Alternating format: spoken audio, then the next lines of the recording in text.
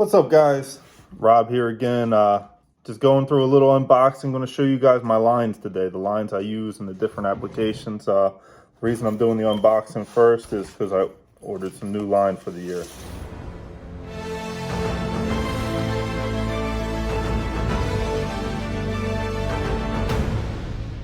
A quick rant, price of line is up if you guys haven't looked, so grab your line now, why it's in stock, and before prices decide they're going to rise any higher.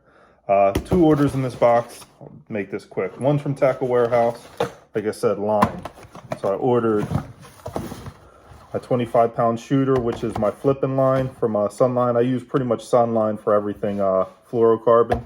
So 25-pound shooter. Got two spools. I usually get the 660 yard spool. I'm gonna try and save a little money this year. The 660 yard spool was $145, I think, and these they weren't cheap. Around $50 a piece for 110 yards? Yeah, 110 yards. So Sunline shooter, and the only thing I use shooter for is my flipping and my wood and rock applications. It has a little bit more stretch than the rest of their fluoros, and helps not explode that line on that hook set. So Sunline shooter 25 I ordered, and then I ordered their sniper, which is the other brand from Sunline that I use. I ordered 16. I ordered a little more 12, which are the two other sizes I really like to use. And we'll go over line much more in depth in a couple minutes. Two more of the Hybrid Hunter Juniors by Strike King. If you guys are following along with my tackle videos, you've seen the Squareville video just came out this week. Check that out. Hybrid Hunters, if you haven't heard of them, look up that Todd Castledine Hybrid Hunter, the most unique crankbait there is. Great video. It's a great tool. If you haven't heard of it, haven't seen it in action. So check that out. Needed more flipping hooks, so I grabbed the Jungle HDs, the flipping hooks, Jungle Flipping HD hooks. So I showed you my flipping video, and I told you I really like the 4X, the Jungle Flipping 4X hooks, because of that keeper. So these are a little bit more heavy duty, a little higher price. I think these are $10.99 and the other ones are $8.99. The other ones are out of stock. And I'll tell you, initially, looking at these, I love the gap on it. I hate that keeper. If you remember, I said the thing I really loved about those Jungle Flipping hooks was that plastic keeper that you could smash in. Well, this one is metal. It's not going to smash at all. And it's going to tear up the baits, which is the reason I started using those Jungle ones in the first place, because I didn't want to tear up those baits. So still going to use them. I couldn't get the other 4-aughts. I'll keep looking as the season goes on. A lot of stuff's still hard to get. The price of hooks is up a little bit too, if you're wondering. Other thing I have in here, I don't know if you guys order from Tackle Warehouse much or not, but if you do, next time you order, look underneath your order before you check out, because there's many times where Tackle Warehouse will offer you a t-shirt for free. You just got to click on and say you want it. So of course, every time I see the free t-shirt, I grab a free t-shirt, because who doesn't need work shirts? So, or fishing shirts or whatever shirts. Second order was from a smaller company called Lakeside Marine, and this was kind of a specialty item. So I switched to a Minn Kota Tarova trolling motor this past year, and it's got the remote and it's got the foot pedal, and I'm electric only on a lot of my lakes, so it looked like the right move to do. One of the first couple of times I was using the motor, I ran up on the riprap here in my local lake. I got a little too close trying to get a jig out of the rocks, and it snapped the turning mechanism in the motor. So I know it's under warranty, and I could have took it off and sent it to Minn Kota and maybe dealt most of the summer without a motor, which wasn't an option for me. So I ran it all year. It worked fine. It's just sometimes, I'll show you the part right now I ordered. So this is the part. So the motor actually operates with almost a spring-loaded turning mechanism that'll lock into this slot here, and this is what grabs and turns the motor. Well, one of these snapped. So at times it would miss that joint, and I'd have to go a full circle with the motor turning before it would actually grab and turn the head of the motor. So the whole Minn Kota recommends replacing the whole housing unit, which was $180. This part on Lakeside Marine was $2.50. So I'm gonna do a video probably end of March once I get back from work and it warms up a little bit here, where I'm gonna take that all apart. I'll take you guys through how to take that housing all the way off and replace this $2.50 part. And hopefully I'll have a functioning motor when that's done. So Lakeside Marine, check them out for all your little trolling motor needs. They have rebuild kits and everything for them. Great little site. So now, the reason you guys are here, let's get into this line. So I showed you the ones I bought. I'm just gonna go through everything real quick. So like, we'll just get this established now. Sunline shooter, 25 pound, strictly for flipping wood and rocks.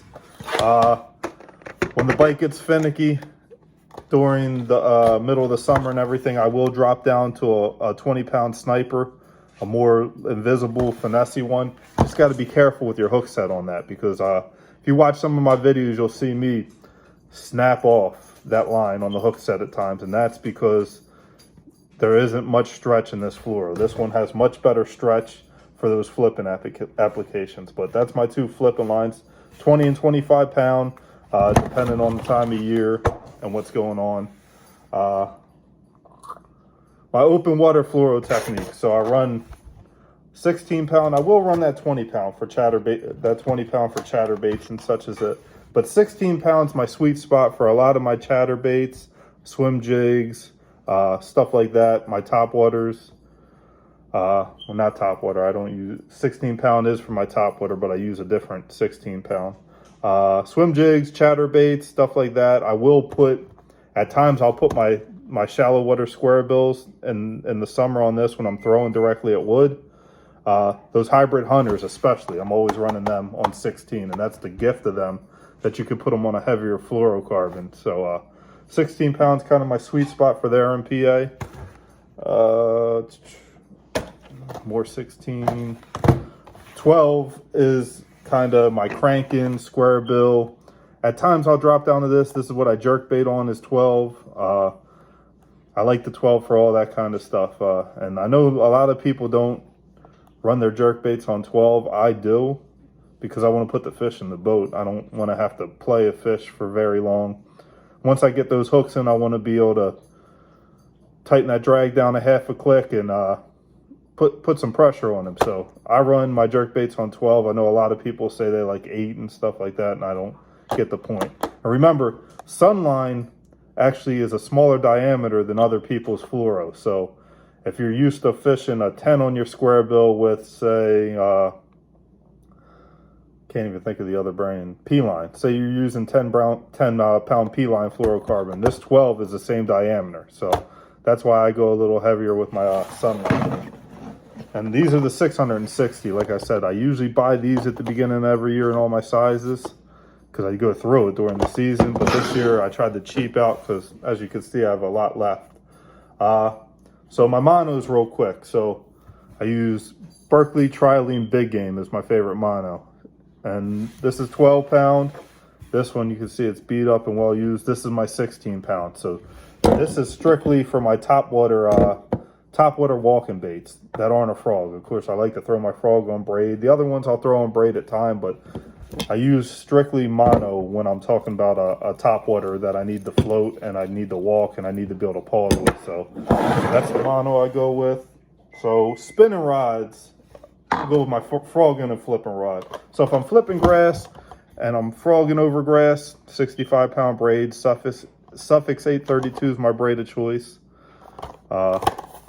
Yeah, I have one reel that is always dedicated to braid. Sometimes it's 2, depending on what's going on. But Suffix 832 has kind of been my sweet spot with the braid.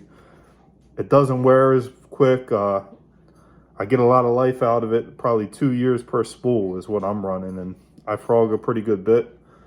I don't flip grass up here the way they do down south. So that could be the difference of why I don't have to replace my braid as much. But spinning rods. So all my spinning rods, my fairy wands, I run a braid, a high vis braid, again Suffix 832, and this is 20 pound braid. I actually like 15 pound for what I like to do, but I'll put this on and I'll do braid to fluorocarbon on my spinner rod. That way I can get heavier. I can put that 16, 20 pound line, fluorocarbon line on there if I want it. Most of the times I'm much lighter, but it leaves me the opportunity to do that. So the fluorocarbon I use, again, Sunline, and I have 6, 8, and 10 pound fluorocarbon. That's pretty much strictly for my spinning setups.